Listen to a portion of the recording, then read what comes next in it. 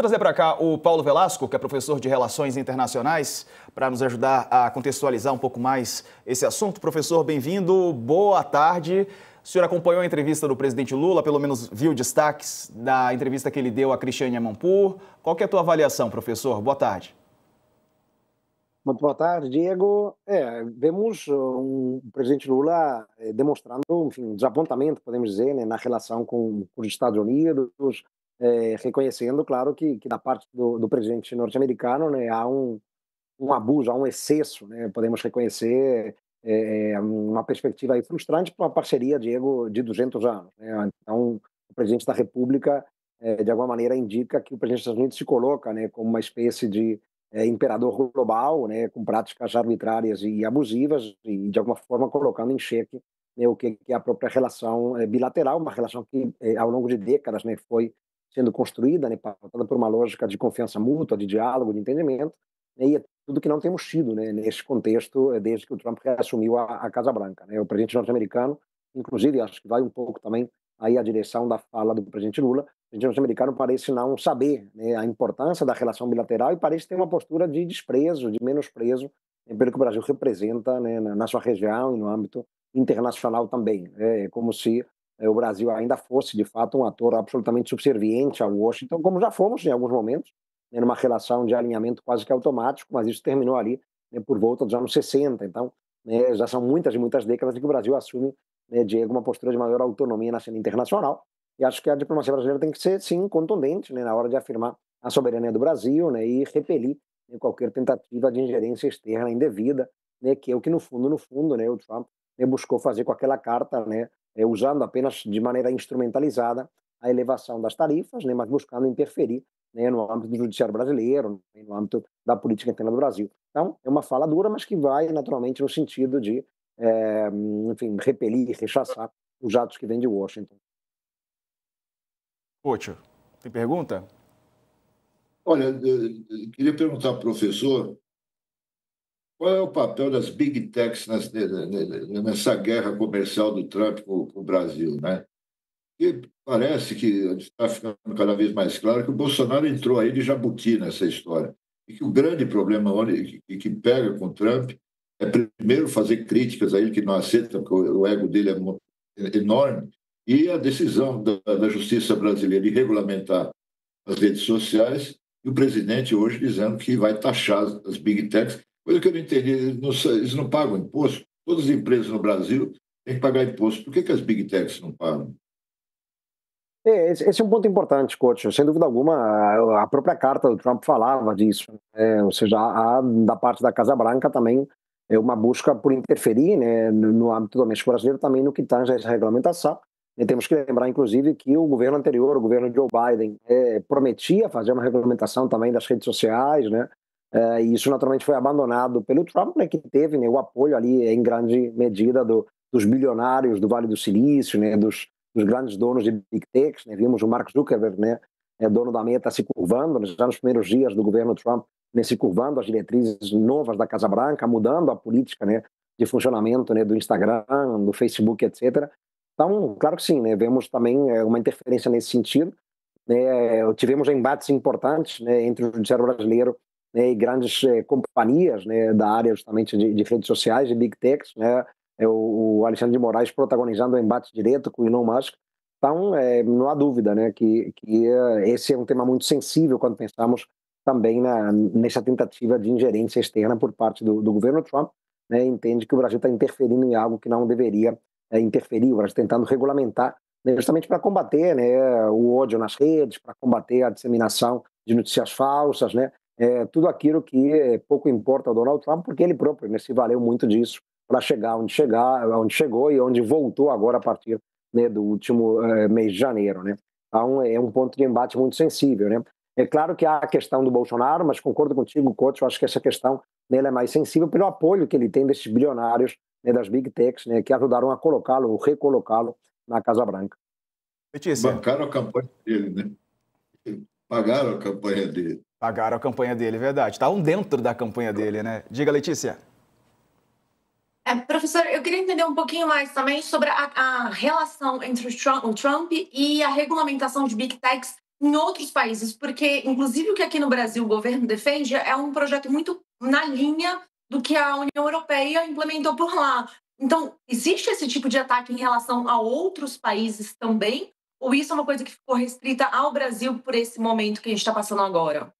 É uma coisa que ficou restrita ao Brasil, Letícia, pelo menos, né, nesse âmbito que estamos testemunhando muito pelos embates que houve entre o judiciário brasileiro, né, e algumas companhias, né, americanas, né, notadamente a X, mas já tivemos em outros momentos, né, embates com, por exemplo, o próprio WhatsApp, né, o judiciário brasileiro sempre tentando de alguma maneira pressionar, né, por informações, por transparência, né, por boas práticas, ou quando se depara, né, com práticas nocivas, aquilo que a legislação brasileira prevê, né, acaba naturalmente adotando alguma forma de punição, como aconteceu, né, com a X, que foi derrubada, impedida de atuar no Brasil, né, por vários dias, aí, mais de um mês. Né? Então, né, acho que é isso que incomoda muito o presidente Donald Trump, né, ele perceber que no Brasil, né, existe uma postura do judiciário que combate práticas abusivas, que sempre quando entende, né, que existe ali, de alguma maneira, né, algo que possa tentar contra a democracia, né, a partir, né, dessas empresas, o judiciário busca reagir e agir.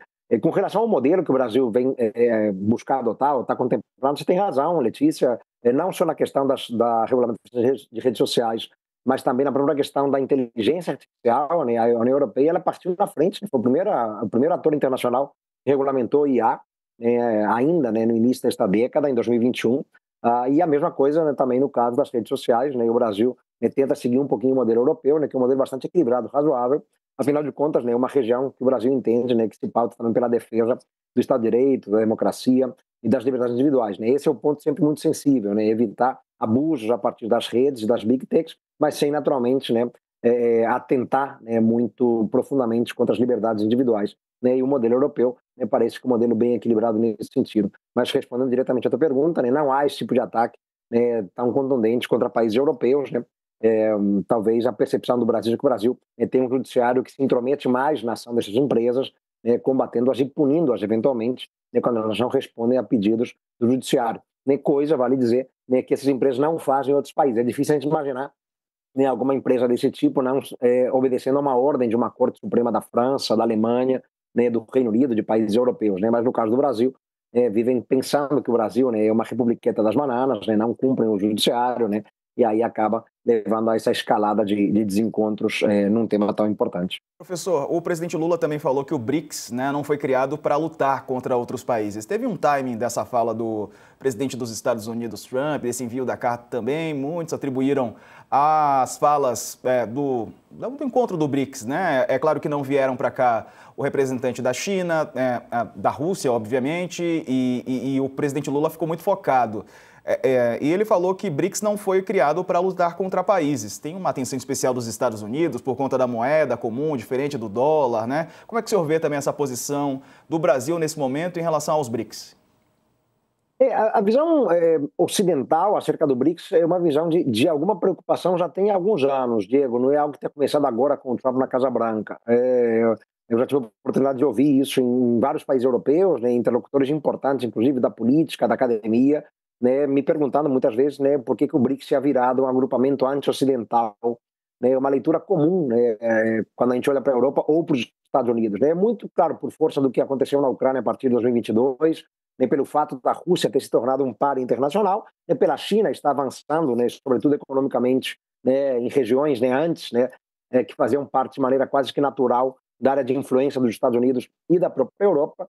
Então, enfim, o BRICS ele mexe no tabuleiro da geopolítica internacional de maneira muito contundente, né? E o presidente Lula tem razão, Diego, né? O BRICS não foi criado, né, contra um país específico, né? O BRICS foi criado como produto, na verdade, né, de uma realidade de transição sistêmica de poder, né? Na década de 2000, né, os países ditos emergentes ganhando força, ganhando envergadura, decidiram se juntar num agrupamento, que à época não tinha ainda a África do Sul, né, para justamente ampliarem, né, de maneira combinada a sua voz na cena internacional, impactarem mais e melhor nas agendas internacionais variadas. Né? Esse era o objetivo inicial do BRICS, que teve um protagonismo muito grande na gestão da crise financeira ali, né, já nos anos 2008, 2009, 2010, né, quando tinha acabado de ser criado, os países BRICS ajudaram, né, a enfrentar aquela crise, né, atuando dentro do G20, né, naquele contexto, né, e dali para frente o agrupamento de fato decolou, né, ganhou envergadura e ultimamente, né, já mais do que dobrou, né, na sua composição no número de membros.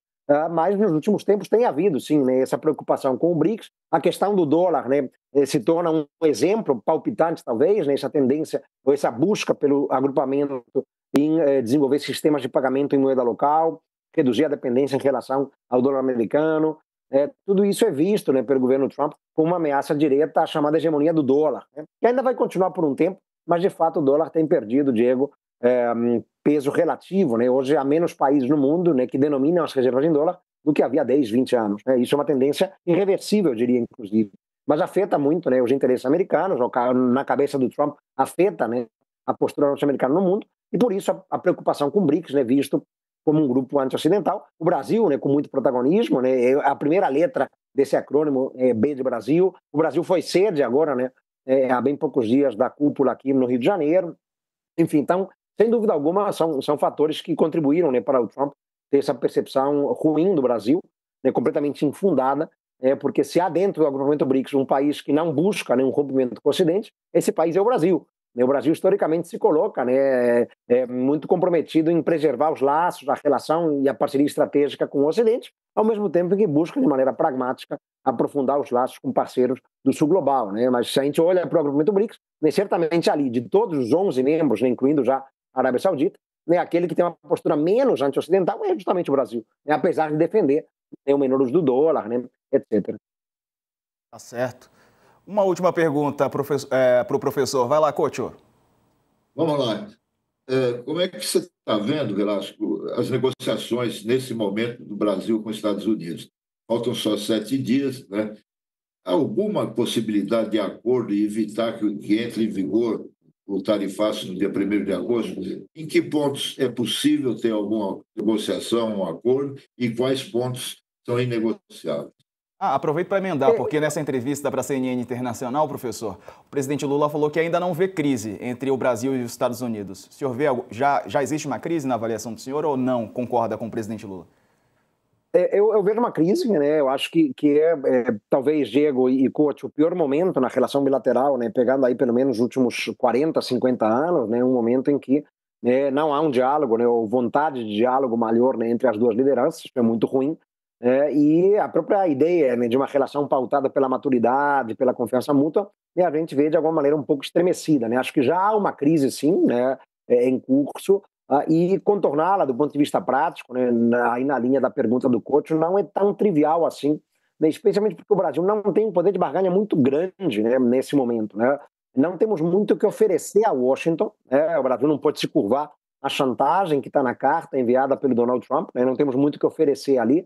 O Brasil já tem um déficit comercial com os Estados Unidos, né, há quase 20 anos, né, são déficits consecutivos. Né, tudo bem que um déficit muito pequeno em comparação ao que tivemos em 2022, né, que foi de 14 bilhões, no ano passado foi de menos de 1 bilhão, mas temos déficit comercial, né, então não temos muito o que oferecer em termos comerciais também a Washington, né, porque enfim, já temos uma relação deficitária, né, podemos partir, né, para alguma forma de pressão. Né, o Brasil poderia, né, ameaçar, né, com alguma forma de retaliação. Já temos o amparo interno, Diego e Couto, na lei de reciprocidade econômica, né? Poderíamos, por exemplo, ameaçar, né, com flexibilizar patentes, né, na área farmacêutica, né, ou em alguns outros setores, né, sabendo que o setor da propriedade intelectual é um setor que impacta muito em Washington. Tivemos o exemplo, né, de um contencioso na OMC, o contencioso do algodão, em que o Brasil ameaçou, né, com retaliar na área de patentes, né, e prontamente os Estados Unidos se dispuseram a sentar à mesa conosco para negociar. Né?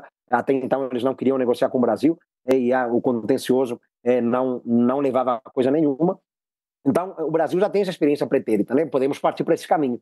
Mas eu acho que a última opção, né? Eu acho que o Brasil só vai buscar uma postura retaliatória, né, partindo para a ofensiva, se vir que o diálogo não funciona. Né? Os canais diplomáticos já foram acionados, estão em curso, mas não é fácil, né, conseguir uma saída. Né? Não temos nenhuma autoridade de primeiro nível nem em Washington, temos, claro, os nossos diplomatas ali trabalhando incansavelmente para tentar convencer, né, 2 atores principais, né, o secretário de Comércio e o USTR, né, o representante de comércio dos Estados Unidos, são as 2 autoridades que lidam com o tema, né, então há uma tentativa de dialogar com eles, né, mas não é uma relação fácil, né, lembrando que estamos em um momento em que os Estados Unidos não têm embaixador em Brasília, eles têm um mero encarregado de negócios, né, isso dificulta também, né, a própria conversa a partir de Brasília.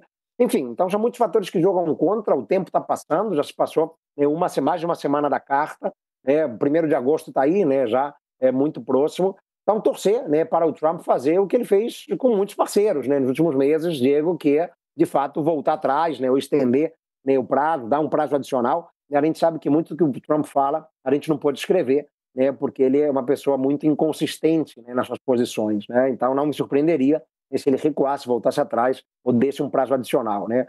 Eu não sei até que ponto, de fato, ele quer esgarçar a relação, né, com o Brasil. Né, ele, repito, né, não tem ideia da importância do Brasil, mas certamente assessores do Trump podem ter brifado, né, acerca de que não vale a pena, né, esgarçar de maneira muito importante a relação com o Brasil. Então, né, o meu palpite é que talvez, né, no dia 1º de agosto não haja implementação concreta, nem haja talvez uma dilação nesse prazo, né, em nome da diplomacia e de um eventual entendimento. Mas não resta dúvida, né, que é uma negociação onde o Brasil entra, né, com um poder de barganha muito limitado, né, porque não temos muito o que oferecer e não temos muito o que atender, né, às pressões impostas pelos Estados Unidos.